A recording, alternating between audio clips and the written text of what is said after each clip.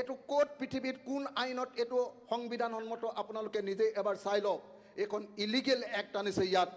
আৰু আটাইতকৈ ডাঙৰ কথা ঠিক আছে তোমালোকে কৈছা যে ল'ৰা আৰু ছোৱালী যে আছে তাৰ পুৰা মনিটৰিং আমি ৰাখিম কিন্তু ল'ৰা আৰু ছোৱালীৰ এই যিটো মনিটৰিং ৰাখিবা তেওঁলোকৰ ভিতৰত যদি কাজিয়া লাগে মেইনটেনেন্সৰ কি ব্যৱস্থা ৰাখিছা ইনহেৰিটেন্সৰ কি ব্যৱস্থা ৰাখিছা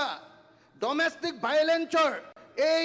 এই যে লিভ ইন ৰিলেশ্যনত থকা দুইটা মানুহৰ মাজত যদি কাজিয়া হয় তেওঁলোকৰ ওপৰত কেনেকুৱা ধৰণৰ একশ্যন হ'ব প্ৰপাৰ্টিৰ ওপৰত কি ব্যৱস্থা হ'ব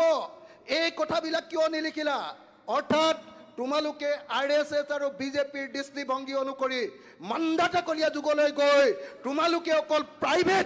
প্ৰাইভেচিৰ ওপৰত ব্যক্তিগত প্ৰাইভেচিৰ ওপৰত আক্ৰমণ কৰিবৰ কাৰণে এইটো আনিছা আৰু সেইকাৰণে এই আইনে অসমৰ বা ভাৰতবৰ্ষৰ জনতাৰ ওপৰত অসমৰ যুৱ প্ৰজন্মৰ ওপৰত হাৰাছমেণ্ট আনিব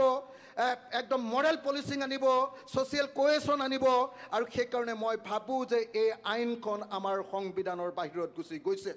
কনষ্টিটিউশ্যনেল প্ৰপৰ্চনেলিটি এণ্ড ইণ্ডিভিজুৱেল লিবাৰ্টি এই বস্তুটো ভালকৈ লক্ষ্য নকৰাকৈ কেতিয়াও আইন বনাব নোৱাৰে চিটিজেন ভাৰ্চেছ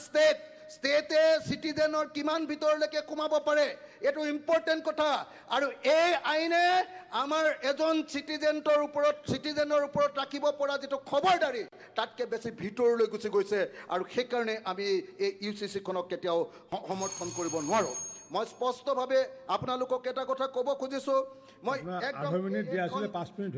এইখন অনবৰতে 24 ঘণ্টা কি কৈছে আপোনাৰ 8 মিনিট দিয়া আছিলে 5 মিনিট হৈ গ'ল ডক্টৰ মৃদুল দত্ত মই এই আইনখন 153 পেজৰ এই আইনখন মই 4 বাৰ পঢ়িলোঁ 4 বাৰ বাৰম্বাৰ পঢ়ি লৈ মই এটা কথাই বুজিলোঁ